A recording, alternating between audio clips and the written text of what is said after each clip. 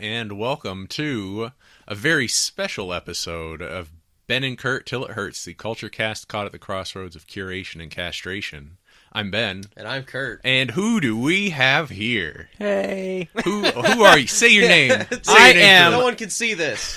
People know me. I am Jake the motherfucking Thriller. Jake. Right here. We don't swear on this podcast. Sorry, you're not. This Okay. is a non-swearing, Keep it clean. Why didn't you say that when I sat down? non-alcohol, no swearing. Yeah. Well, I'm Jake the Thriller. Jake People brought know the me. booze, so we can say the motherfucking now. Yep. Yeah. You just got to click that little No button that holds says barred E. podcast tonight. Oh, I get to click the explicit button. I tonight. click it every time. Just Well, to you be want to safe. be careful. Anyway, we have Jake the Thriller Noise, host of the Echo Boomers podcast. Oh, yeah. Yes. Long-time listener of our show, long-time friend of ours. Yep. Yep. Thanks for coming on. Thanks for having me. Well, this will be the last time. First and last This time. this is the first Thriller appearance And on BNC Till It H. And I will say I don't like where I'm sitting because I wanted a clear, I wanted to be closer to the exit because in case me and Ben have an altercation, I wanted to get out. This table's going to get flipped out of our way. Just get the beer off of it first. The equipment's expensive. Mm-hmm. But yeah, it'll be fine. Yeah. Well, it'll be fine. No physical altercations. No. We're not talking about something that anybody here is passionate about. Nobody likes what we're talking We about. ended last week on a great note, and I think today's a celebration. favorite episode I listened to of you guys. Wow. Well, thank you very much for saying that Thank you false for- statement. Because I know it was getting to the end of this series. Thank you for sitting through 36 mediocre to bad episodes. to I get here. attempted to listen to the first one. You guys did a Racerhead of this series, and 3 times, and I remember texting you every time, I'm like, Curt, I can't do it. I can't do this. And you're like, please, bud, just Well, get through Eraserhead terrifies you. doesn't scare. From I what know. I I know understand, exactly is what a my- Racerhead is. We'll get into that. Let's All right. not jump into that boat now. I know exactly what it is. Yeah, let's bury the lead. What's this series about, Curtis? You know, it's hard to believe it, but 2 months ago, Uh-huh. around 2 months ago, you and I started our way through the David Lynch filmography. Yeah, most of it. 8 out of 10 David Lynch films. Yep. We've watched them. We've discussed them. We've disagreed. We've agreed. We've progressively disagreed Yeah. more and more as the series has gone by. which I've loved listening and, to. which is great because I mean it's how many times does someone want to listen to us be like, man, Resident Evil 4 is great, and then the other one's like, yeah, I know. I know, right? Isn't it? Well, okay, Isn't it though? let's wrap Here's it up. my idea for a Resident Evil 4 series. Uh-huh. Okay, we do 1 episode per section. So we do village, then castle, Sure. then island. Can I tell you an interesting Ben and Curt Till It Hurts and Resident Evil factoid right now, Ben? Yes. I was on Facebook today. My memories came up. Mm-hmm. 6 years ago today, you messaged me on Facebook, and you were like, man, I just tried Resident Evil 5. This game sucks. 6 years to the day, my friend. Oh man, wow, that's pretty special. I'm going to go back and try it, see if it still sucks. That game does suck. I might try it again still too. Sucks. Dog shit game. I still play Pilot Wings, so Pilot Wings rules. yeah, N64, man. Oh, man. and the N64 one also does. Yeah, I did see. I stopped at N64. Like, Yeah. that's a perfect console. You remember that last episode of your podcast where you talked about toxic fans?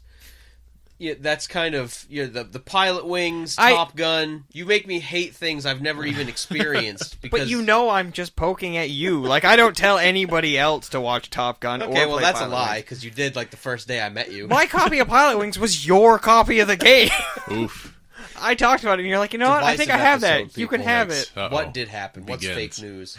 Anyway, it's 2 months later. Yep. We've now watched 8 Texorcism David wasn't even Lynch this long. movies. Texorcism, don't remind me And of Texorcism. that was good. I That was liked it. great. I love Texorcism. Texorcism. It sucks that we're never going to do that again. I don't know. I don't want to say never. We'll But recapture that magic, it was that a pretty lightning in high a bottle. moment. I don't know if you Yeah, can. it was right down the line. We even disagreed about some things. I Yeah. still think Exorcist 3 is terrible. Oh. Oh, that hurt my feelings. but we've learned we can get past it. Yep.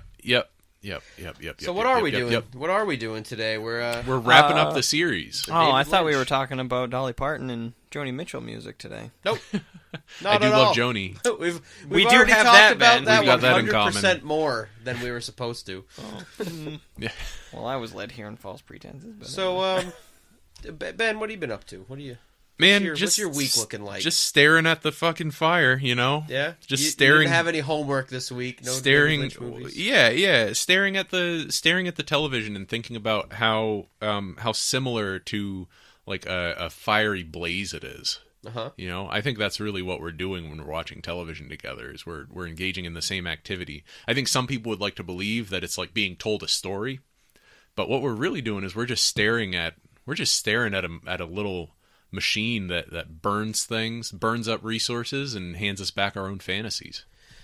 You know, there's a scene in Terminator 2 when they show the future hellscape that is the war. I know it well. Yes.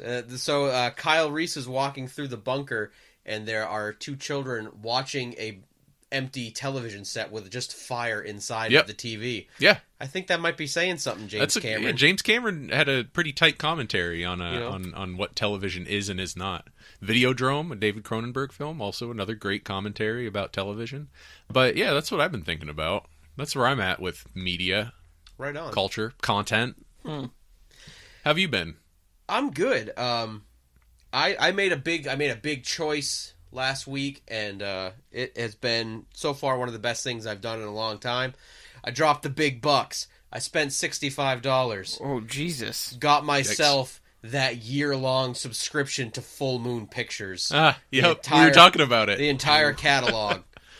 I'm watching the Puppet Master movies in chronological order while peppering in some other great and awful Full Moon movies. It's been fantastic. I don't know if we can be friends anymore. Just saying. It's a very interesting way to approach it because the Puppet Master, on that end of it, that franchise is the most convoluted, does not make any sense. You know, it's awful. It was not done with much love. The movies come out of order. Mm-hmm. The most recent ones that are coming out take place in between the earliest and latest ones in the series. In fact, Puppet Master 2 is the one at the end of the timeline. Yeah. That's how bad we are. There's 13 Puppet Master movies. Puppet Master 2 is the farthest along that you can get. Yeah. Other than that, not much. I watched Tourist Trap, which was great. A great old horror movie. Mm-hmm. I'm fascinated by Charles Band, who does the whole Full Moon Picture thing, because I watched Tourist Trap, which came out in 1979. It was the first horror movie he ever made. And it shows a person who really understands what a horror movie is. It's very cheap. But it's still there's no frills, but it's still effective and it's still scary, still creepy. And it just shows that you can make a good movie for not much money. It's not about production value. And then Charles Band was kind of at the head of the VHS boom of like, why are we wasting this much money on getting movies in theaters? Let's just put them straight to the video store. That's where they make the money anyway. People will love it. Mm-hmm. And then just a few years ago, Jake and I were just talking about subscription services and how every company has their own subscription service. Charles Band was one of the first companies that I know of that broke away from Netflix and said, we have like 8,000 movies. Let's just have people pay us to watch our movies instead of paying Netflix to have people pay them to watch our movies. Fascinating guy. Love Full Moon Pictures. Just having a great week with that. I'm actually keeping track of which ones I watch so I can just see. I want to know. You're going to rank them? No, but it was hard for me to justify spending that much money. So what I thought might help was I said, just to keep track, I'll keep track of how many of these movies I watch. Yeah. And then after a year, I'll see the cost divided up amongst all those movies. Right. I'm hoping that it's not like I get bored with it. How many movies is it? There are like hundreds. He's not. I don't think he's going to watch all of them. No. Well, you got to try to watch them all in a year, so you don't have to pay for it again. Yeah. They're like, there's some weird stuff on there, man. Puppet Master doesn't even. You think you know imagine. Full Moon because you know like Ghoulies and Puppet Master? Oh, it's so much worse. It goes so much deeper. Ghoulies is good though. But that's what I've been up to. Jake, you have your podcast. I do that. I have Echo Boomer's podcast. What have you been getting into lately? I had my first Donald Trump dream the other day. Can I go into that? Tell me about it. Oh my god! I love dreams. Ben loves dreams. I know you do. It was exactly what you would think it would be. So I have no idea what it would be. Once you hear it, you'll get it. Okay. So I'm in a generic public bathroom, not dirty, not clean, but a public restroom. Washing my hands. Who's at the sink next to me but our president, Donald Trump. Washing his hands, and I look at him, and he looks at me, and in his stupid cartoony voice that he has, says, "You're supposed to sing happy birthday twice when you wash your hands, but I do it 4 times." And I said, "All right, bro," and I just walked out. Yep. And then I woke up, and I'm like, that is him as a nutshell. Like, that he has to be better. The bragging. Yeah, bragging. Yeah. And I was like, I guess if that's a dream to have, that's I'm glad you said that, because you said that dream, and I was like, how could you possibly have said, I almost don't want to tell it, because it's exactly what you think exactly it's going to be. It was about him making fun of you for washing your hands. It was it makes sense him now. bragging it was up information himself. offered apropos of nothing. Yeah. So tell me more about this public bathroom.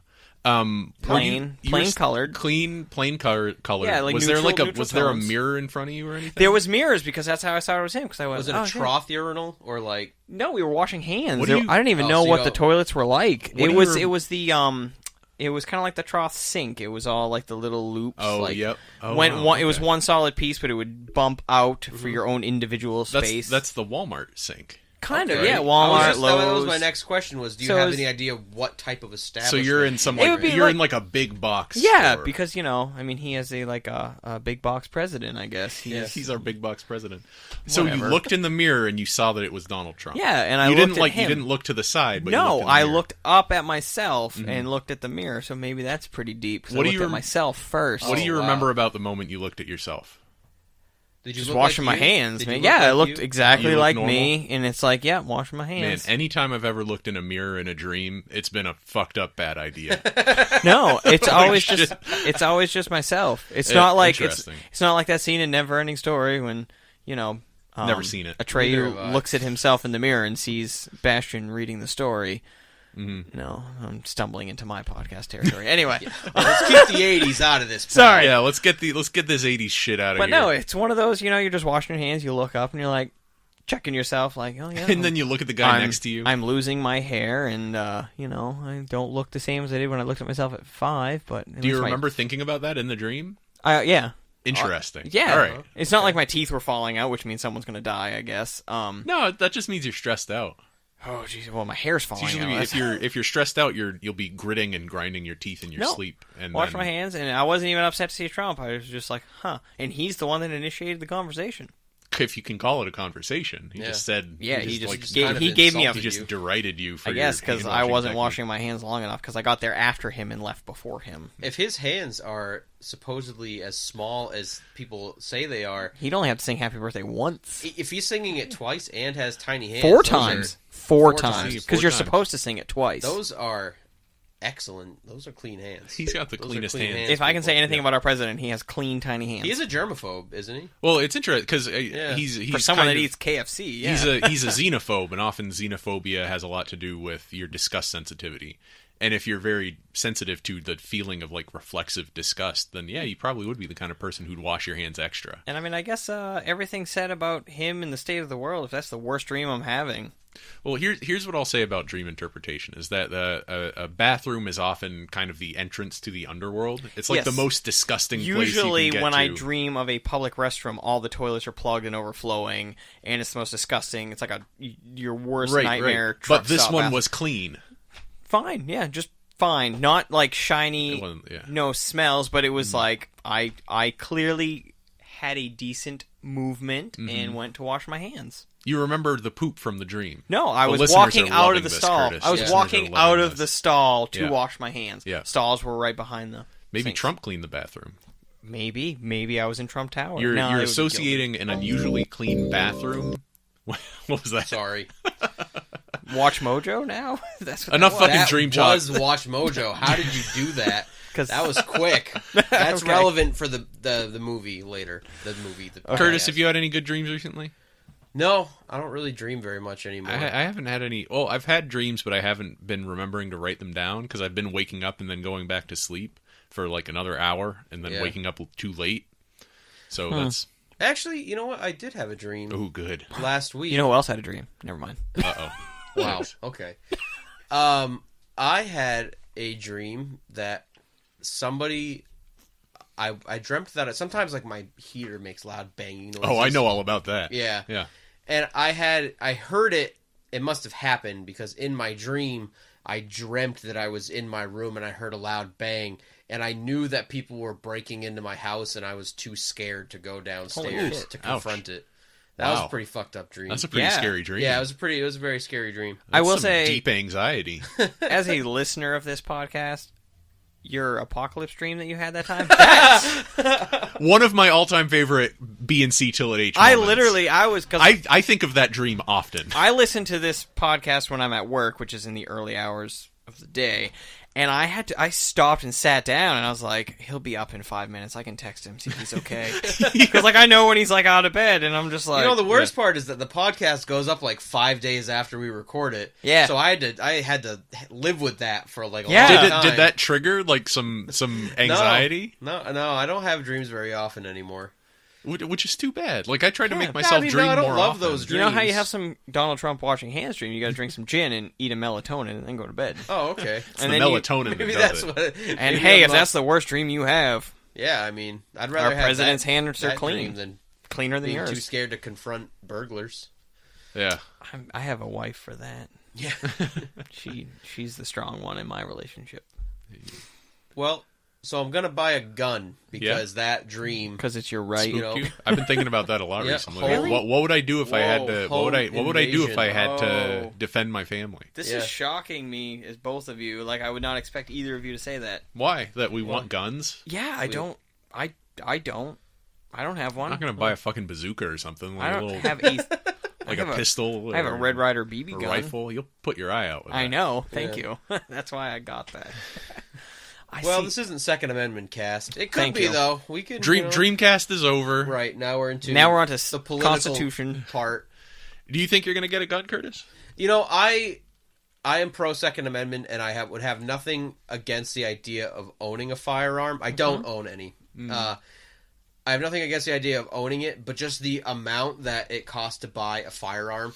I don't like. I have to prioritize all these like hobbies and responsibilities, and I don't think I could ever see myself setting aside that much for a firearm. It's like a few $100. Yeah, It's like I could buy a Switch with that money. Yeah, I'd much rather have a Nintendo Switch than a gun. That's absolutely, yeah. Hey, burglars, you want to sit down and play some Animal Crossing? Would with they me? make like an Animal Crossing gun? like I can maybe see some or like a Switch that has like a real gun like Right. adapter, you know? Yeah, so apparently this is surprisingly. It just surprised me. Like I don't own one. See, I don't thought about it. I don't see owning a gun as being a political statement of any kind. No. I don't know. I have friends that own firearms and they like to carry them with them, and they always I've give me never You should have come to my St. Patrick's Day party because there was a huge blowout at the end of the night because apparently I want to take people's guns away. I don't know, but it was a long story. But That sounds miserable. it was awful. I had a great St. Patrick's Needless Day. to I say- did too. I hung out with my baby. Yeah, needless to say, I just said, you know what? I know you're drunk. Just drive home. Yeah. Leave me alone. Wow. cool. That's No, it wasn't cool.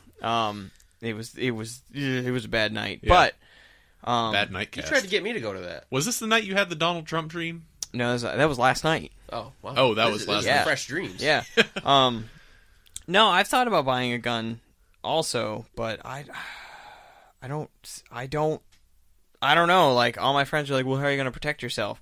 I'm like, "Well, you know, a knife in your back, your gun didn't do anything for you." Like I have friends that carry guns with them because they can. I'm like, "You're shopping in Shaw's and someone comes up behind you to stab you. That gun didn't do shit." I have a weird.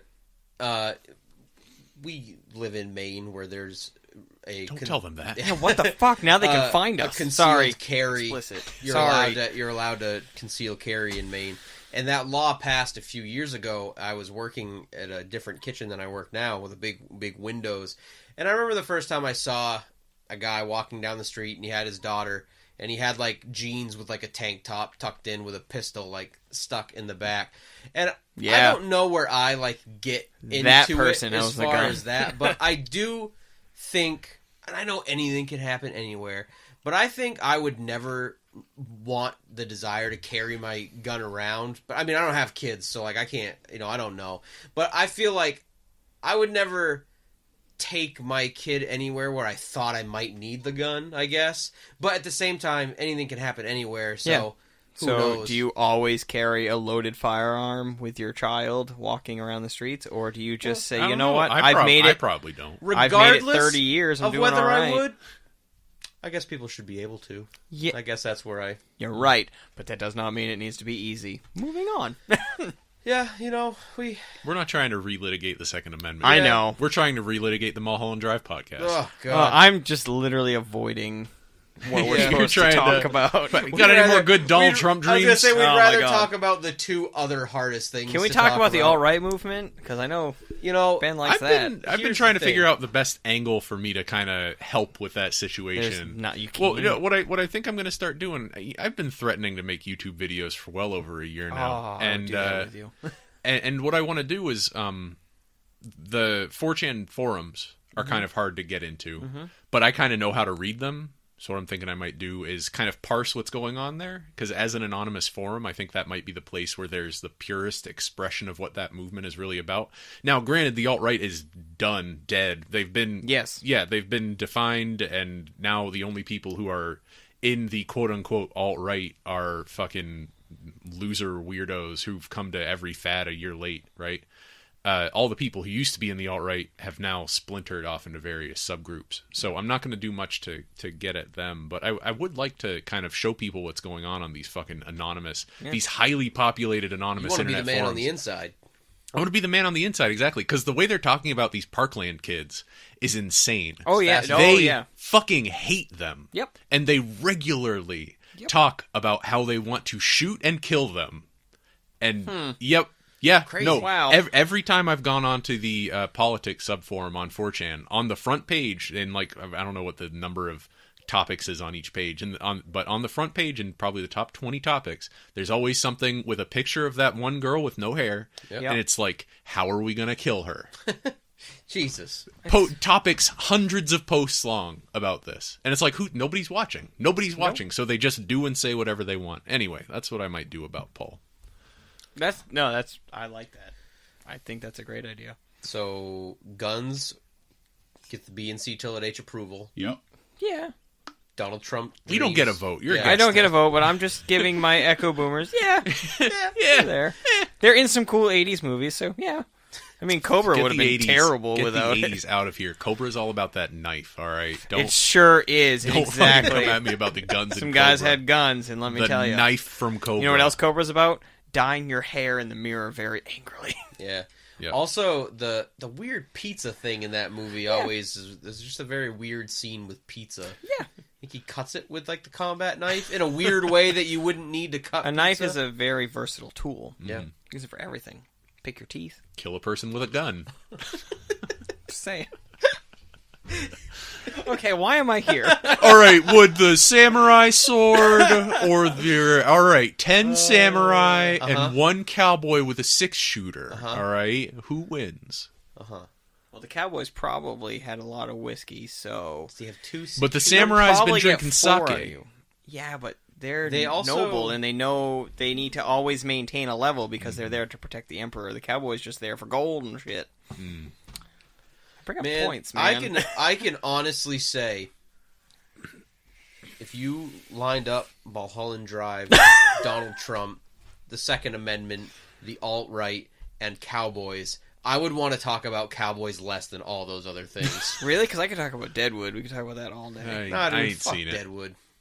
I'm fucking throwing down. Have you seen it? I have seen it. We don't need to idolize Uh-oh. this show anymore. It was on 10 fucking years ago. It's never coming back. It is. It left you on a fucking hanger because it didn't know it was going to get canceled.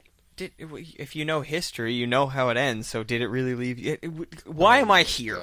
Why am I here? One more fucking person tells me to read a book for the answers. No. You know why I don't like Deadwood? Because you didn't get it. Yeah, that's You just don't understand. So, we should probably talk about David Lynch. This is the wrap-up. We're here to wrap that up. We're wrapping it up. We're celebrating. Yeah. This is a bit of a celebration. Is it a celebration for you, Ben? I loved doing this series. Yeah, I mean, I was for very you, glad it was fun. I was very glad to watch these movies. Yeah. And for Curt, Do was an you just experience. wish there were more, or do you feel satisfaction about wrapping it up nicely? I'm of two minds on this because I wish you liked them more, to be honest. But it's been fun for me to watch them and to talk about them with other people as well, not just you. Hater. I think it was an experience for him. I think you might like a little bit more where I come out on this. Okay.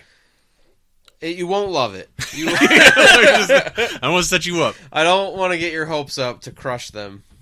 But, I think... did you rank them? Yes. Okay, I did too. You haven't seen them all, Jake. I have not. In fact, the only reason you're here is because you've been the odd man out. You've listened to every episode. So I feel I've seen them all. You haven't seen most of them. No, I've seen 2 in my life. Yeah. Which ones? Elephant Man and Eraserhead. And I started watching Twin Peaks because it was on Netflix, and I was like, Yeah. So. I know they eat pie. Yeah.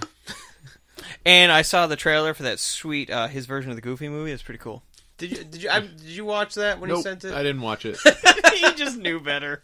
I don't need that shit. I will say, I thought it was funny. I thought it was, fine or whatever. I will tell you, there were some fucking butthurt YouTubers in the comments of that video. You just don't get it. That was... I can't be in here. There were a lot. There were a lot of those. You think if you just make a normal movie look weird, it's David Lynch? Yes. No. It's the same as these fucking people making, the Wes Anderson cut of The Shining, which I think Jake also sent But me. you said you liked it! I say I like a lot of things. I don't want to fight. on. I don't want to fight on That Facebook. was I want to fight in this spot room. on. It's not spot on. There's these markers that people. It's like a person who's watched the trailers for every Wes Anderson movie, tried to turn The Shining into what they think a Wes Anderson movie is, but they don't know. They nailed it. They don't know. Wes Anderson has never made the same movie twice in his entire career. All right, Ben, time out. What's your YouTube name? No. I'm going to go see who's saying what on this Goofy video. All right. So how do you... You just called me a butthurt YouTuber. I did, didn't I? That's sure offensive. I Now, liked it.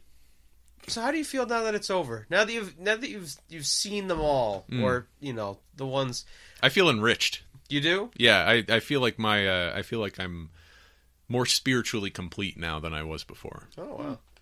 How do you feel? I'm glad that I watched them all. Mm-hmm. I'll say that there is an interesting approach I took to ranking. It was very hard to rank these movies because some of them are so different. It's hard to say, whether do I like this one more than this one. So to start out, I said, let's just look at it as pure enjoyment. Which one was the most enjoyable? And it led me to say, okay, is it good or bad? Nothing in between. Do I like this movie or do I not like it?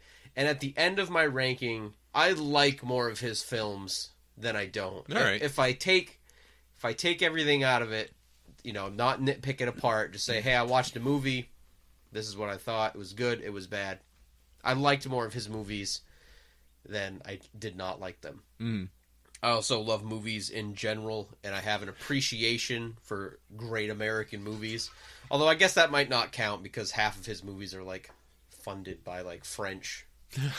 the latter half of his career has been funded by a French film company, I think. Something like that. So I'm glad I've seen them. I did not enjoy them all, but now I can at least be part of the conversation. I think I said last week. So that's where I'm at. I'm glad it's over. I'm glad we're here to celebrate that it's over. I'm glad I'm here with you to celebrate. And now, Jake, from your outsider perspective, you've only seen 2 of them, but you've listened to every episode. And I will say, I know you probably now own most of them, and I do. I will watch them. I'll take that copy of Mulholland Drive off your hands, I own by the way. 8 of 10 of them. I tried to get him to watch it today, because I'm like, I want to see it now, and he said no. You would have fucking hated it. Probably. I started watching clips on YouTube. That's definitely not the way to do it. No, and I was if you're gonna make an attempt, you gotta watch the whole thing. Yeah. I will say that. No, yeah, I enjoyed listening to you, Ben, get to talk about what he likes, and Curt getting to explore a new world for himself. Yeah, thank you. That's a good way to put yeah, that. Yeah, and not really like some of it. Yeah, I think that's our takeaway. Yeah, Yeah. It's like, oh, It was nice as an outsider to hear that, and it piqued my interest to further explore some David Lynch films. I will say, like, my perspective on David Lynch, I get it, I don't like it. Like, Yeah. If you were to watch one of his movies, based on the podcast that you listen to, that you haven't seen, one of his movies that you haven't seen already, which one would you pick? you guys are both gonna hate my That's answer. fine. It's No, Dune. there's no wrong isn't it? answers It's here. Dune. It's not Dune. Dune did sound pretty sweet. I know it's terrible because that's a hard story for anyone The to make a fucking movie shield effects are so tight. Dude.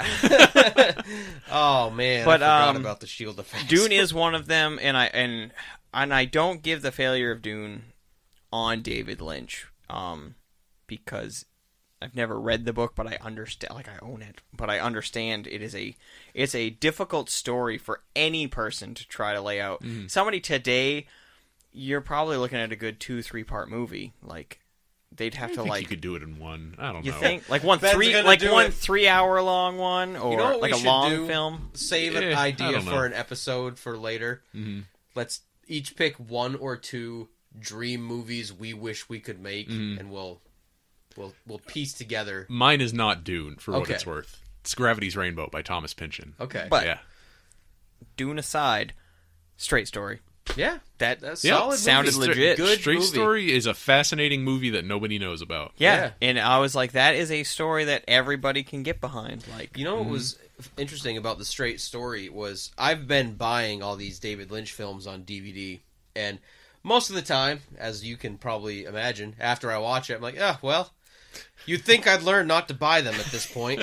yeah, And I could've bought got them the on Straight Amazon. Story on DVD for $10. Ooh. And then I was at the movie store that I shop at like a week ago, and I saw a VHS copy for 30 cents. And I was like, oh, man, I should have bought that one. Oh, man, that's a good way to watch that movie, I that bet. would have been the perfect way to watch it. See, I liked you talking about it because it's clearly a movie you could watch with your wife. Yeah. Because I see your movie collection, and I know your wife, and she won't watch more than We don't- half those movies. We don't watch my movies. No.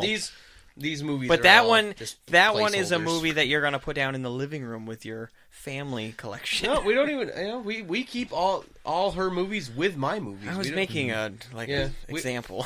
Yeah, I don't Come own on, scenario. Curtis, Kurt, the just get with listeners it. don't yes, need to we know. have a movie case in the Look, living room. I'm just That's a little our self-conscious movies. about the fact that I own 2 copies of Boondock Saints and Precious. Yeah, I'm happy to talk And- about Boondocks. Can't wait. Can't I'm wait. excited for Can't both of wait you. to talk about the Boondock Saints. You got to put yourself in your 15-year-old mindset. And you know what? Don't just watch it as a movie. Don't try to fit yourself into the person that you think would enjoy this movie. I have started watching Boondock Saints. You have. You You, gotta watch want it any twice. spoilers about No, this? no spoilers. I don't want any. It's an all okay right. movie. No So- spoilers. I was on the YouTube the other day, and there is a Watch Mojo video that ranks David Lynch's films. Okay. And do you think it would be I want to read it. Do you think it would be beneficial to read it before or after? Here's what we do. You give their rankings from bottom to top, and every one of those, we tell where that movie ended up on our rankings. Can I tell you what number one's All right. going to be? Mulholland Drive. Nope. Let's. I had likely written it's them a down, race but then I apparently lost it, so I got to try to skim. So this might suck. So number 10, they did the 2 that we haven't seen as Okay. well. Number 10, Dune. Dune. Yep. Dune was my number 7. I don't have a list. So out of No, 8, I'm sorry. Dune was my number 8. Dune was the worst movie I think possibly I've ever seen, except for the shield effects, which were so tight. they really hold up. With that cast, even, you still put that at number 8? Yeah. I mean, they do. gave it their all. Yeah. So here's the thing about it, and this was one that I had trouble with my number 8 spot. I think if you just look at these movies objectively, just like Impossible. But let's not get just into it. grade it like you were grading a paper. I think Dune is the worst movie. Like, just by the book's definition of what a movie is, worst movie.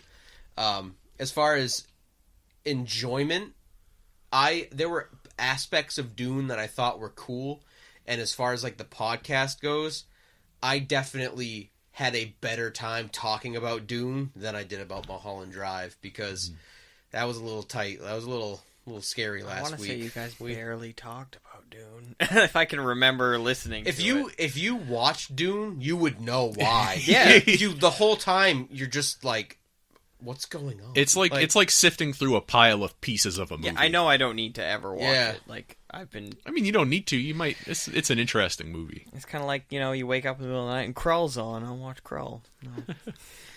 All right, what's next? Number 9 is the Twin Peaks movie. Okay, Fire Walk with Me. They didn't like that. No. A lot of people really like that movie. A lot of people like Twin Peaks. I'll watch Twin Peaks someday. I've heard that Twin Peaks Season 3, The Return, is fucking crazy. And I'm really excited to go watch that someday. He's been stewing on ideas for so long. Yep, exactly. And knows his fan base now. Number 8, I think we're on 8, the next one anyway. The other one we didn't watch, Inland Empire. All right. I think you had said, you guessed that I would not like Inland Empire anymore. It's crazier than Mulholland Drive. And just from the little clips, the cinematography in it, I can tell that it's a little out there. I probably would not have enjoyed watching it. Let's see. I think next... Oh, Laura Dern was in that one as well, which I didn't know. She's in a lot that of movie's his like movies. 3 hours long, too. Yep. Good Lord. Which one is it? I think... Which was the one with Robert Loggia? Was that Lost Highway? Yeah. Must have been. Yep, so that's next. Okay, Lost Highway. That was low for me. I was surprised that was that low. Lost Highway was my number 5. Yeah? Yeah, I thought Lost Highway was pretty cool. It's maybe the most difficult to understand David Lynch movie, and it's the one that makes me feel least confident that there is a solution. Yeah. But what it makes me feel is pretty cool, to be honest. It's an interesting idea for a movie. That was similar to how I felt. I really enjoyed that movie, and I was disappointed that I didn't get any answers. But I enjoyed it so much that I didn't care, I guess. That I was along for the ride, and it was a good time. The tone in that movie is out of control. Yeah. Right? Like the way it sustains this tone of paranoia at the beginning and then completely disrupts all your expectations by shifting gears so radically partway through and then bringing it back around and nesting, showing you that it wasn't a change, it was a nested story inside of the wider story that you were watching. I know that I was on the edge of my seat every time they found the next tape that showed a little bit more of them being stopped. Like for that first half hour. Yeah. That was great. Number 6 is Wild at Heart. Yep, that was my number 6 as well. Where is it on mine? It was 6 for me as well. Yeah. I kind of get it. The first half hour I really liked until it really kind of developed into what it was going to be, and then I wasn't super happy with what it ended up being. It's a fun movie. Yeah, that's except for the parts that aren't very fun. Yeah, like the scary parts and the like violent assault parts and all that stuff. But yeah, Wild at Heart, good movie. Yeah, that was one I think that was probably right on that line for me of, is this good or bad? Like, there's some really good and really bad parts to this movie. And the other thing about Wild at Heart is that it starts like a sustained relationship between David Lynch and the road. Yeah. Right before Wild at Heart was Blue Velvet, which was him still in his like small town decrepit things creeping into a small town life sort of mode, which I would include Eraserhead in that as well. Yeah. The normal being subverted by the abnormal. And he continues that throughout the rest of his career to some degree. But Wild at Heart, Lost Highway, and Mulholland Drive, and The Straight Story all are road movies. Yeah. Mulholland Drive is even named after a road. And The Straight Story is a road movie, but a very slow one. So he kept twisting it in these different ways. But Wild at Heart is the genesis of that theme that carries through so many of his other movies. Next is The Straight Story, which I was a little surprised. I guess surprised and not surprised, because the amount that I liked The Straight Story, I expected it to be higher up, but then I kind of remembered that, how much the people that love these movies love them, and it makes sense that it was kind of the last of the mediocre ones for most fans. Well, it was my number 4, so I have it a little higher than. Sounded like a tearjerker. Like I want to see it. Yeah, it hits you. Not like I'm gonna cry, but it hits you somewhere. Like I don't know. I gotta see it. Like I really want to see that movie. I guess it's a very sentimental movie. I'd watch it again for sure. But it's not like blind sentiment. It just says something to you. It's definitely about mortality. Yes, and that's and about like everybody. The part of your life when your time starts to run out. You know you're about to punch the clock. Everybody has an appointment with death. Can we say it a little nicer? That's a direct quote from the That's the title Everybody of the episode. has an appointment with death. Jesus. Yeah. Next, Elephant Man, which I feel like overall, now that I've seen all these movies, is kind of the odd man out of these. It was a lot lower on my list. It was my number 7. It was very straightforward. I really don't like that movie very much. I like it. I've gained more of an appreciation for it. Mm-hmm. I liked it when we first watched it. Then I kind of went down to it's fine. And then I think with how I felt about the other ones, I haven't watched it again, but I think I kind of, now that I'm like scrambling to take what I can get from David Lynch, I like The Elephant Man. I think it's interesting to see him tell such a straightforward story. Yeah. And that was about it. Some great acting in it, great performances, but yeah. Yeah, good performances. Oh, what's next? Eraserhead is number 3. That's my number 2. That surprises me that it's number 3 on that list. Why? Can we talk about Eraserhead now, Jake? Let's get through your list. Okay. All right. We'll do our list first, and I then think we'll talk about... after we do this, I am just going to run down through my list, because it's hard for me to keep track of all these numbers out of order. And then number 2 would have to be Mulholland Drive. My number 1. Yeah. With a fucking bullet. Like, that's... Pretty low for me. Pretty Yeah. low. And then number 1 was Blue Velvet. My number 3. I was surprised, once again, surprised and not surprised that's how it goes when you rank these movies. Like, I honestly feel like no matter how you feel about David Lynch's films, you can justify ranking them in any order that you like. Unless you maybe say, like, Dune's the best one. You can obviously say Dune's your favorite, but if you say everyone's crazy Dune's the best movie he's made, maybe then you're just flat out wrong. But no, I don't even know about that. I think that you can I think you can justify that, especially if you really don't like the rest of his movies. Might be easier. That's fair. Or if you're mostly in it for the visuals. Yeah. Because Dune does things visually that the other movies don't do, including but not limited to the shield effect. The tight shield effect. It's hard for me to fully appreciate Blue Velvet because I have to move this. So much of what makes Blue Velvet significant, I was not alive. I wouldn't know that it was the first movie that did so many things that, you know. Like what? Well, just the fact that it was this. Was it not one of these first like neo-noir detective stories that had like a convoluted story? I mean, don't really know. I don't know either. I think that a lot of what it gets applauded for might be lost with all the movies that have come out since then. What are some movies that you think might be diluting the impact of Blue Velvet? I don't even know, Ben. That's a bad question because I don't have an answer. Yeah, I think that Blue Velvet is in a class of its own. I guess I will say that if you are interested in detective stories, there are a lot more detective stories now than there were. You know, every TV show now is a detective story.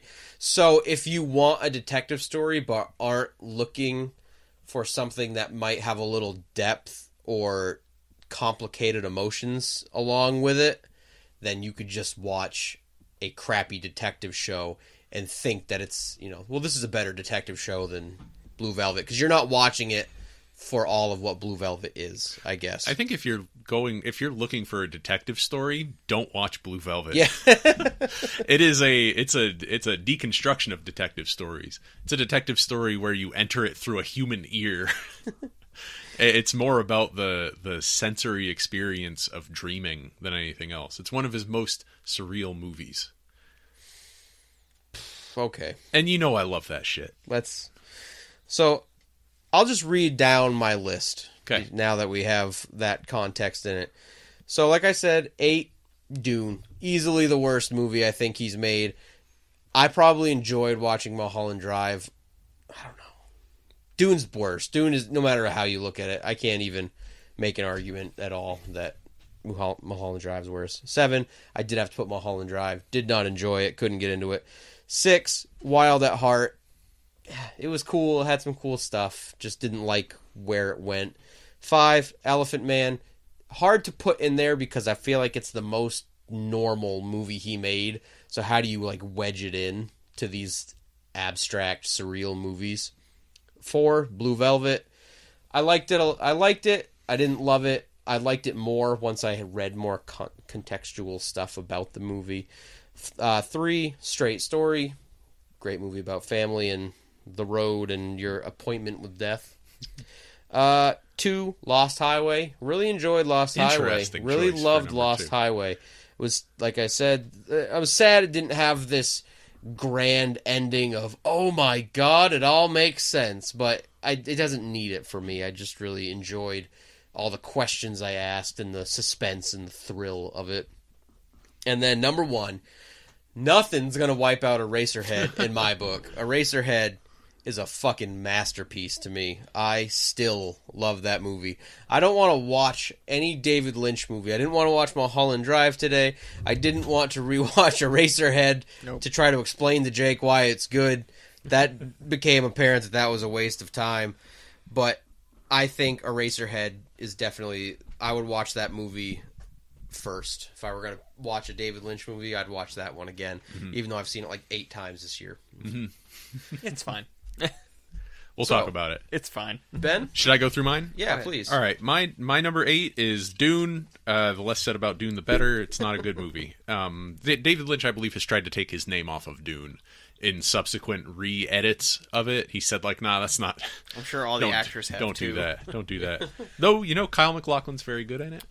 Yeah. And Patrick Stewart. Patrick Stewart's very good in it. Brad Dourif will be in anything. Brad Dourif is excellent in that movie. Brad Dourif, perennial best part of bad movies. Between this and Exorcist 3. The saddest part about Dune? What? That pug is no longer alive. What? Well, I mean, that movie was made 30 years ago. There's not an immortal tragedy with the pug. It was just made that. Oh my gosh! How did he go? Made a really long time ago. He lost the pug. He turned 12 and died. My number 7, The Elephant Man. Okay, it's good. It's that far down. It's that far down. Well, and at that point, like, I even think Dune is okay. I don't think David Lynch has made bad movies. Yeah. Dune is the closest he's gotten, though. So The Elephant Man is still good. It's just not transcendently good. Yeah. In the way that a movie like, say, Wild at Heart is. Wild at Heart has some incredible moments in it, and the way that it prefigures the importance of, like, the murderous dyad in American culture. Between that and what's that movie? The Quentin Tarantino scripted one that I can never remember the name of. Natural Born Killers. The way these movies about murderous dyads prefigured things like the Columbine killings always fascinates me. Yep. My next piece is Lost Highway. I like it a lot. It's a tone piece. It's like a poem. And I think Inland Empire might be kind of the same way, but less comprehensible and less of an answerable mystery. Inland Empire also looked like it was filmed on an iPhone. I like it. Yeah. Have you seen any clips from it? I've seen a trailer. Yeah. It looks a little weird. We're not going to watch it. My number 4 is The Straight Story. It's a very straight story. It's a straight movie. It's just a straight up movie, you know?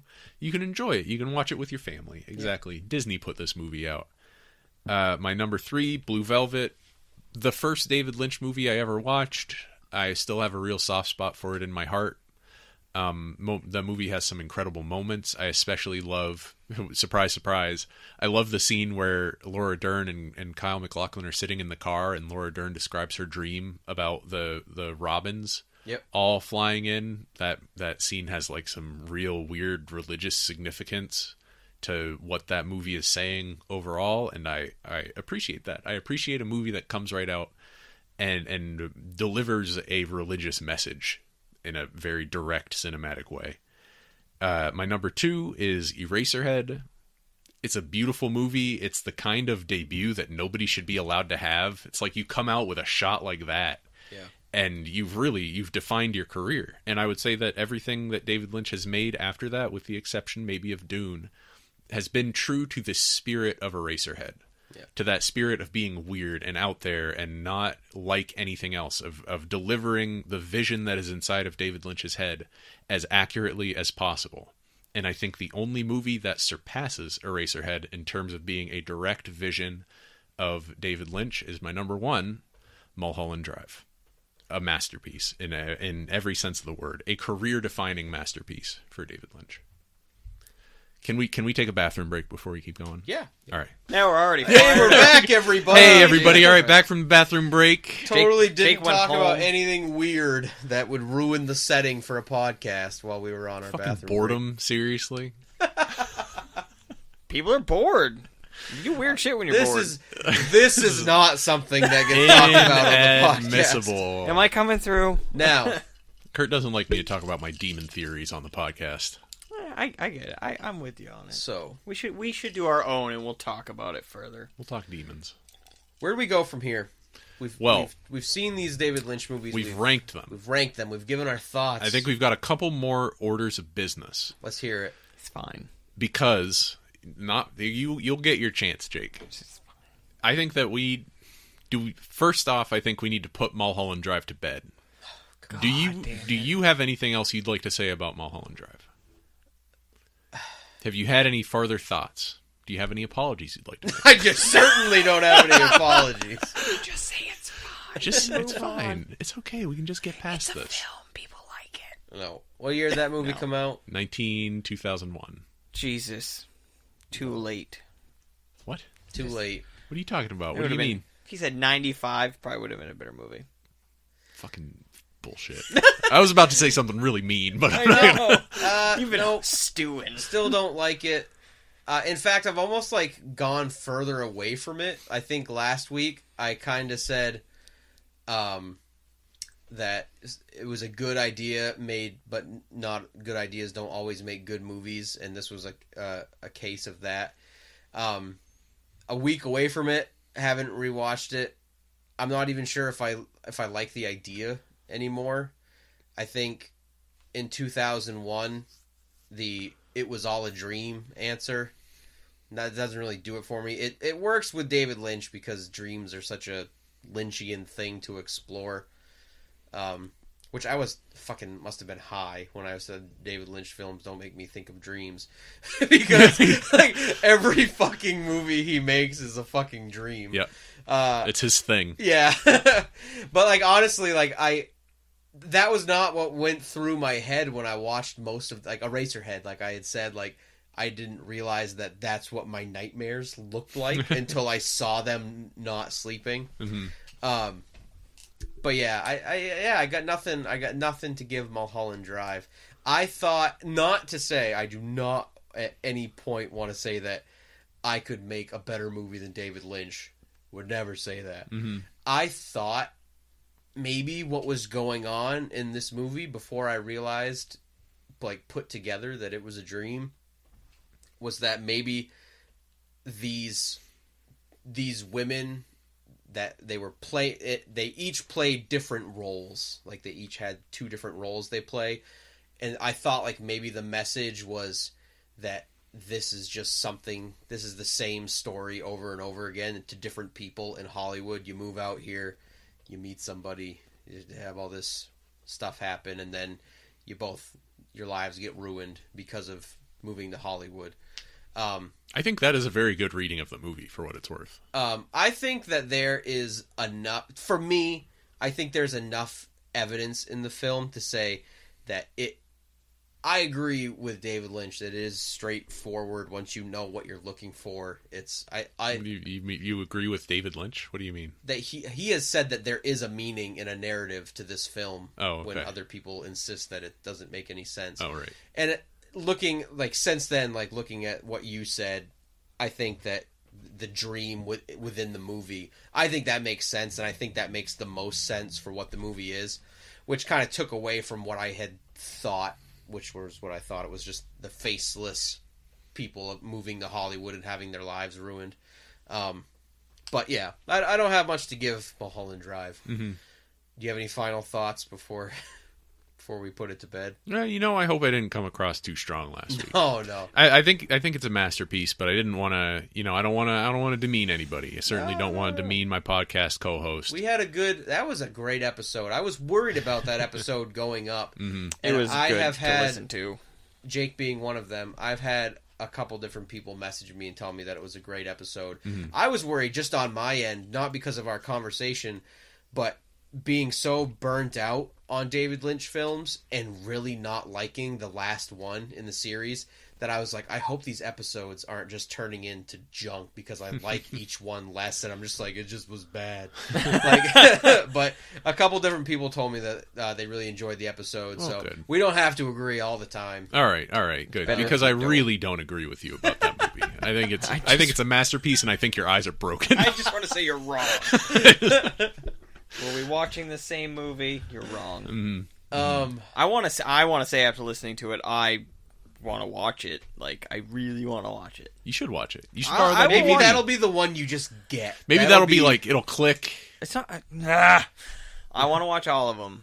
Don't do that. I will watch all. I would never wish this on anybody. I will watch anything. Yeah, I will watch that's a good anything. point. I'll watch anything that moves. Just saying. We got references on this podcast, people. Oh God. Yeah. All right. So is there more orders of business? well, other than that, I think the last thing that we need to talk about is Eraserhead. We can talk about it. Because that was you're kissing your microphone right now, Jake. I know. That real warm tones I know. coming into my earphones. I'm gonna get close. Yeah, because I think that the genesis for this mashup cast of the Echo Boomer podcast and the B&C Till at H podcast It was me. was when we started the David Lynch series. He said, "Oh shit, no, not Yes, Eraserhead. I said- that I movie tweeted, scares the balls off of me." Please, I didn't say it scares me. I said just please don't do it. Listen, I read the characters between the characters in that tweet. Okay. You didn't get the no, Ben. I get it. I just No, I know you terrible. get it. What scares you most about Eraserhead? Nothing scares me I know, about it. I'm just fucking Nothing with you. scares me about that movie. I watched it when I was in high school, and I was just out of high school, and I just Your got it. story's falling apart, Jake. I'm trying Were to- you in high school or were you out of... Actually, I was just out of college. Actually, it was 2 weeks ago. I didn't go to college. No, I get the movie. I get what it's about, and I understand what he was doing. He when I saw that movie for the first time, my first endeavor into David Lynch, I watched it and I was like, oh, I see exactly what he's doing. He has found his audience. He has made a film with a basic story, added a bunch of weird artsy shit to it to find that niche audience that forever will be like, he is an artistic genius and bleh. We're not going to agree. Nope, I need No. to hear more about the... Because that's a bullshit argument. It's more... That's what you think and my Eraserhead is about. argument isn't even about the movie itself. Have you watched it again since? No. So you don't know what the fuck you're talking about. Jesus, Ben, calm down. No more beer I don't for got you. time. I don't have time for any of this bullshit, Jake. I'm not going to put up with this. I'm not going to put up with this on my own podcast. You're uninformed. And if you listen to the last episode of Echo Boomers, I talk about toxic fans, and I talked about David Lynch fans. Thank you, Ben. Oh my god. We're getting into it. If you listen to the last episode of my podcast, I talk about fucking people who don't get it. Thank you, It's Jake. just because you don't understand, man. That, but unironically. He revolutionized the way film is made. No, I would not say that David Lynch revolutionized the way that film was made. I would not say that. I would say that he is one of the greatest filmmakers of all time, and that nobody does what he does the same way he does it. No. I would say that everything in Eraserhead has a purpose and a meaning. To him, No, to you, if you watch the fucking movie with your eyes and ears. I definitely... And you're not in high school. Maybe you need to watch it again. I would. And then when me and you fought about this because I have fun. You know me. I have fun messaging people. Troll. I am a troll. I love it. Jake is a A troll. living, breathing troll. Jake like the Troller. on the internet in person, I love it. I like to push buttons. I can tell. It's great. You got wrong opinions about things. For laughs. But maybe it's shameful. Maybe it's just me saying the opposite opinion in yours to get you fired up, so I can learn more about who Ben really Jake's is. the embodiment of this Because maybe I world that we live in. Maybe I agree with every word. Who knows you're what saying. he really believes? Who knows what he really believes? Maybe Jake he doesn't even know. what I he don't. really I He don't. no longer knows. That's why I just have. What a life Jake that's why lives. I just have dreams of Donald Trump washing his hands. That's a good dream. That was a good dream. All right, tell me more. Tell me more. Oh Jesus. David Lynch, Eraserhead. What do you want to know? What do you remember about Eraserhead? I remember the baby. Yep. I remember seeing him raising the child first with the woman and then splitting because there is a fear being married with a child. There is always the fear of, am I doing this right? Especially before my kid was born, am I going to be a good dad? Do I want to be better than my father or the same? Because I thought my parents were okay. There is a lot of fear in our argument that we had when you explained that. You got great joy in explaining the plot of the movie. That's a low point for me. I could feel your grin. I don't want to talk about that. Ben does a lot. That's a low point of my life. I have a lot of regrets. And my response was, yeah, I get that. I could just watch 9 Lives with Hugh Grant and watch a movie about being afraid of being a dad. Same premise. Same exact premise. David Lynch just throws in weird shit, which, yes, some of it I will give you has a meaning. All of it. A lot of it. Every single shot and image in that movie has a specific meaning. And then if you ask him, well, what does this mean? A lot of times he will answer, well, what do you want it to mean? David Lynch doesn't want to talk about the meanings of his movies. I think half the time he doesn't even fucking know. I mean, who knows? Are you an artist? No. Okay. But do I think he's an artist? No. Am I gonna say? You. Could I? Am I gonna sit here and say I could do a better movie? No, I will never say that. I think David Lynch is fine in his craft. He knew what audience he was looking for, and he went for it. Very generous of you to acknowledge that David Lynch is fine at his craft. He's fine. I mean, I will watch his movies. A lot of people love him. I feel they think they should like him so they can feel good. Like a person that, Ben, I think you're very unique. I think you generally really like his movies. I think a lot of people you don't like David Lynch movies. No, I'm shaking my head at you. Oh, again, okay. So generous of you to acknowledge that I'm a unique individual human being. There are a handful of you that really like it. This is the best day of my life. My wife has been building up to this moment. I think a lot of David Lynch fans you run across out in the wild, you're walking in the tall grass. Wild David Lynch fan appears. God forbid I walk out in the world we live in.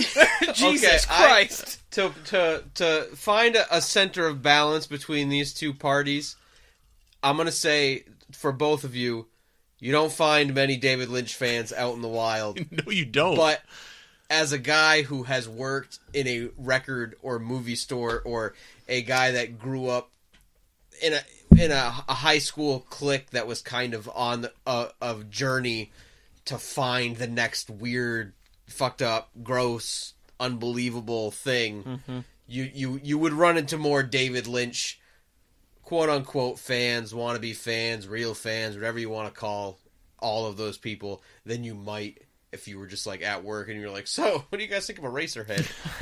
Middle-aged women that I work with. Mm-hmm. All right, point taken. Like that means you win. That's not no, what it's not. No, I just want to get back. So like, you have people that generally like him, and then you have people that you come across that will get such joy in going out of their way to explain a scene to you because you're like, I just didn't like it. Well, it's because you didn't get it, and they get that grin on their face to explain it to you, and it just makes them feel good that I get something that's very artsy, and you think there's some elite elitism. Pretentious. What do you mean by artsy? Wait, who's pretentious? Not you. No. Who's pretentious? David Lynch or the David Lynch fans? David Lynch fans. I will say it again. Well, we're not talking about David Lynch fans, Jake. We're talking about David Lynch. But This ain't that's- the David Lynch fan cast. But his fans are what make me shy away from his films. And from what I've That's seen... a bad reason to not watch a But- movie. From That's what why I I've can't seen of watch his Invader films... Zim anymore. Yeah. Me too. From what I've seen of his films, that's then when you live in a world where that's what you've heard, and then you see his films, you're like, oh, I get it. He made movies for them. That's fine. His movies are fine. I'm not shitting on his films. You're doing worse than shitting on I'm them. shitting on it. The people that like his movies. You're dismissing them. I dismissing would say I'm not going to watch them. I literally just said I want to see them.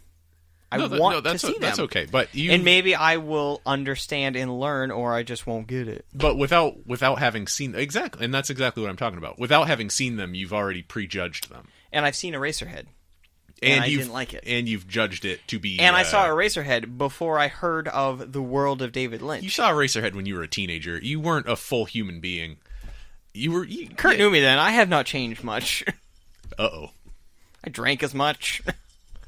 Ben, are you saying that teenagers' opinions don't matter as much as... Oh, Yeah. Jesus. Yes, that's exactly what I'm saying. I'm saying that having known a lot of teenagers, hey, I like teenagers. I think that it's wonderful to see them on their journey. Is it 2007? Is teenagers don't matter nowadays?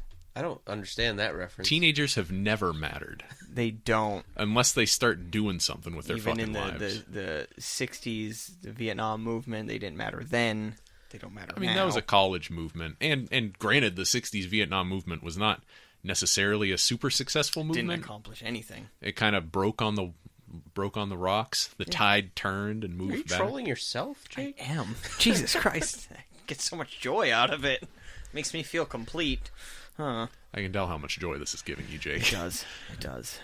It does. Trolling just is so much fun. I don't like to do it on the internet, except with people I know. It seems like you are trapped in this persona, Jake. The Thriller? Yes. Yeah. The Thriller is a cage that Jake's gonna die, contains and you. we're gonna have to have the same speech that they gave for ODB when he died. They're just like, the persona got too real. He became the old dirty bastard. He and became it the killed Thriller. him. I don't know who to be. You're just a Fun. thriller. It's fun.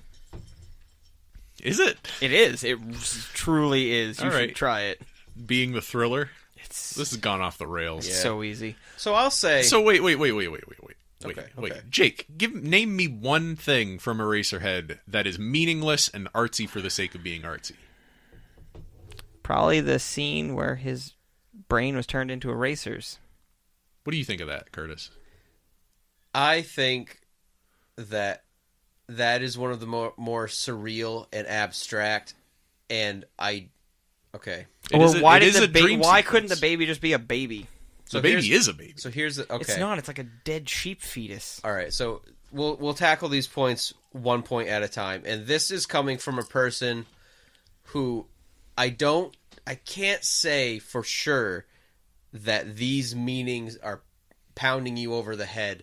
These are coming from a person who wants to attribute meaning to these images. Which, to be fair, is exactly the way that you should approach a film.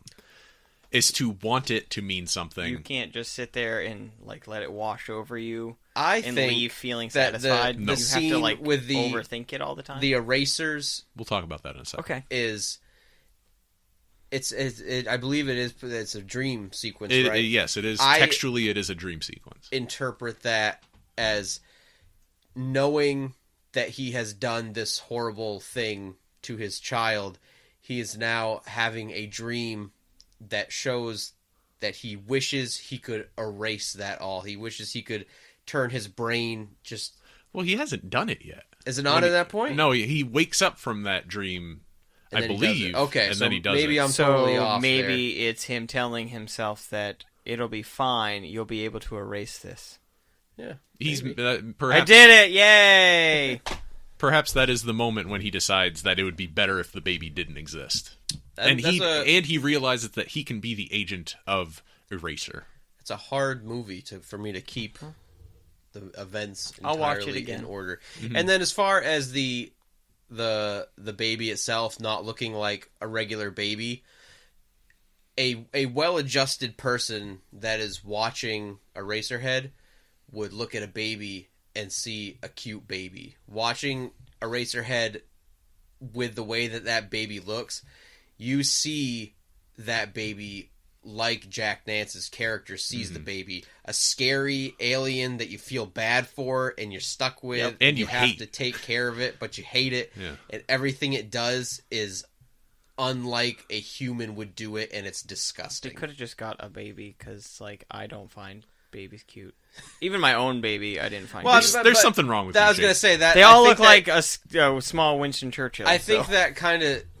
I don't know, because I don't necessarily always agree the same. I think, in general, I think humans are, like, predisposed to think babies are cute, because why would you, like, instinctually want to take care of and nurture it, because so you think it's cute. It takes a lot of resources to raise a baby. It's a baby's defense mechanism of, I know I'm not the easiest thing to take care of, but I need you to take care of me. So here's some cute, good feelings. Super cute. Especially for the father, too, because, like, But, I mean, that's just why I think the baby is so ugly and not just a regular baby. There we go. Jake, your response.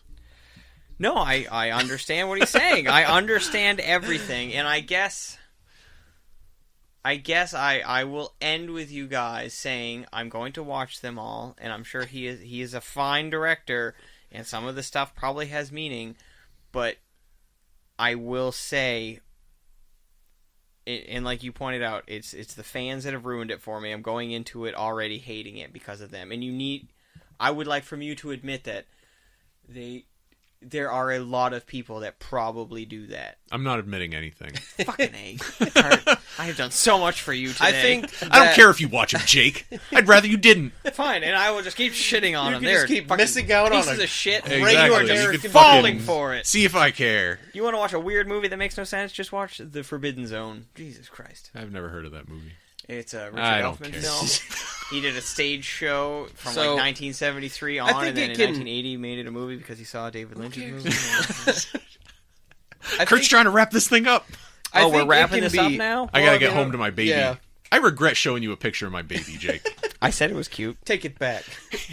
Give me that knowledge back. I said it was cute! I don't know. I personally think that every decision in Eraserhead has meaning and purpose, and I think for me, we talked about the scariest thing in Eraserhead. I think if I look back, the scariest thing in Eraserhead is just the expression that Jack Nance wears on his face. That perfectly sums up the fear and anxiety of living in that horrid world that he created for himself. Yeah.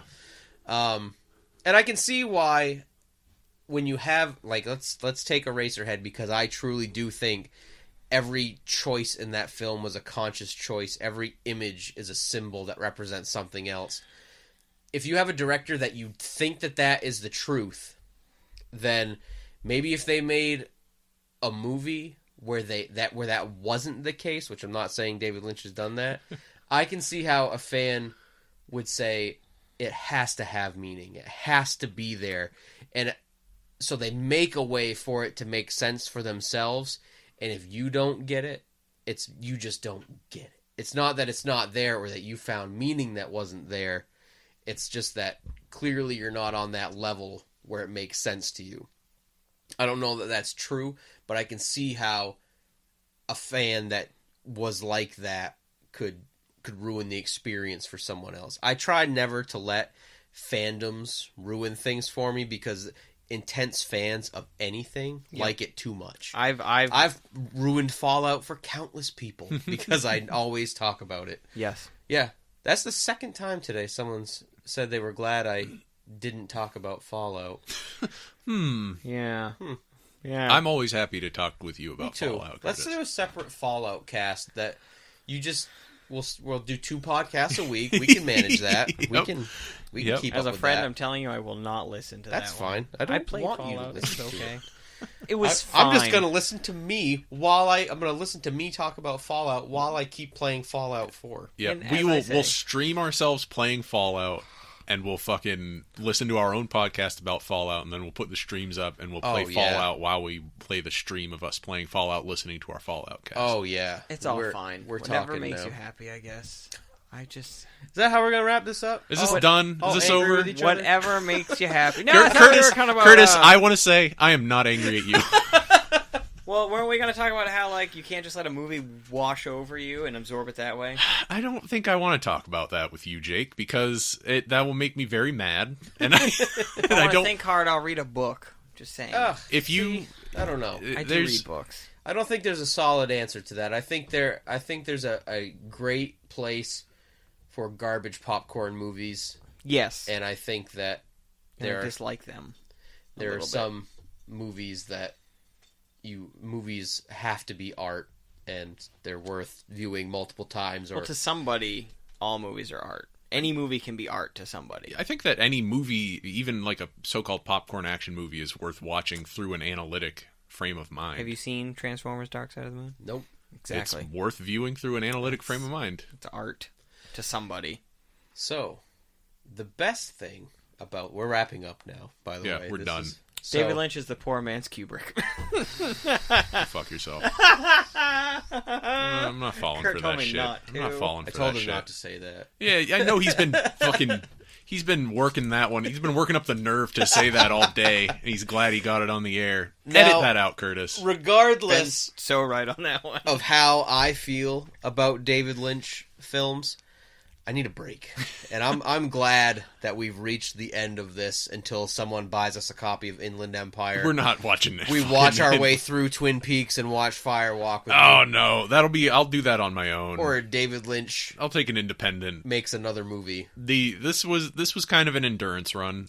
For the time We've being. endured something. And now I get my reward. And I feel great about it now, having the knowledge that you had kind of said last week that you had a feeling it was kind of go a little bit like this, where I would kind of fall off. And I'm ready to watch some garbage. And I'm proud of both of you. I think we've earned it. I think we need to watch and listen to some just trash. I'm ready for it. And so next week, we're starting our 2-part series On the Boondock Saints. The Boondock Saints. Troy Duffy's masterpiece. You guys are doing 2 parts? Yeah, we're doing 1 part per film. Yep, we're doing 1 part to give the first film its own, because they came out so far apart. They did. I have 10 not years. seen the second and they're one. very different from each other. Please watch the second one before you listen to the podcast. Okay. Watch them both. Get a real good comparison. I'm pretty sure I lived off the first one for a long time. Mm-hmm. Watch it again with that mindset. Maybe you'll view it differently. Kurt, do you know me? Same, Do I have Ben. an You adult haven't mindset? seen it since what? High school. I've You've watched seen parts of it. I have only ever seen the first half of the Boondock Saints, but I've seen it twice now. Okay. And I haven't seen it since high school. I used to like it in high school. Mm-hmm. And we'll see how now going into it, I have a feeling I won't like it as much as I did. I almost feel like it's kind of a poor man's Tarantino, where I'm sorry. If you just I didn't say anything. yeah, I know, but you made that face. You made that classic thriller face. The listeners had no idea. Now, I think we kind of talked about that during the Tarantino thing, how Influence of the Tarantino. Yeah, on our wrap So we're up. going to get into that next week. The week after, we'll be talking about Boondock Saints 2, All Saints Day. All Saints Day. The regarded as garbage sequel to the masterpiece first film. Uh-huh. So we'll get into those. We'll see how it goes. Which one's actually good? Which one's actually bad? I don't know. You gotta after listen that, to find out. We're going to get back into some music, some video games. Yep. We've been on movies for a long time. Yep. Do we want to say what the music thing we're going to do is? I know of 2 ones I really want to do. Okay. So I don't know. All right. We may not be on the same page on that one. Okay. All right. We'll talk about it after the show. Yeah. All right. So thank you again, Jake the Thriller, for coming on. Jake, it was an absolute pleasure It was having great. you on the podcast. I loved it. Thanks for having me. I'm sad that this is ending, but I'm also happy that this series is ending. Same. It's been a cool journey for everybody. My phone thinks I'm talking to it. So you guys out there in the world can listen to Jake's own podcast, Yeah. Echo Boomers Podcast, Yep. on iTunes. You can follow Jake on Twitter. At Echo Boom Podcast. And Instagram. You can follow Ben and Curt till it hurts on Twitter at Ben_and_Curt. Yep. You can follow Curt on Twitter and Instagram at Curtcake5K. Get on iTunes, leave those reviews. Makes us happy, makes us feel good, makes the show better. Tell us not to watch any more David Lynch movies. Don't do any more 8-part series, 9-part series. I was thinking about this because if we want to do a longer series, we could intersperse them. We don't necessarily have to do them in a row. What if we had watched one David Lynch movie per month for 8 months? Ugh. I don't know. But in between, we had episodes about all the stuff we usually talk about: Resident Evil 4, fucking Pokemon, marriage, fucking. all the stuff that we usually talk about. I like I think it would be a little bit easier, but at the same time, I already feel like Elephant Man was ages ago. Yeah. It was like the dead of winter when we watched Elephant I like Man. that movie though. We didn't even. And It's okay. I like it. Yeah, we're at our limit anyway. Yeah. So Did you not like it because it was like a semi? I liked it. I don't want to talk about this. Okay. Yeah, we'll talk about this sometime. Yeah. So we'll be back next week to talk about the Boondock Saints. Yeah. You guys know Yeah, where to we follow will. us. Thanks for listening. Thanks for leaving those reviews. We will be back. Bye, everybody. Bye. Thanks.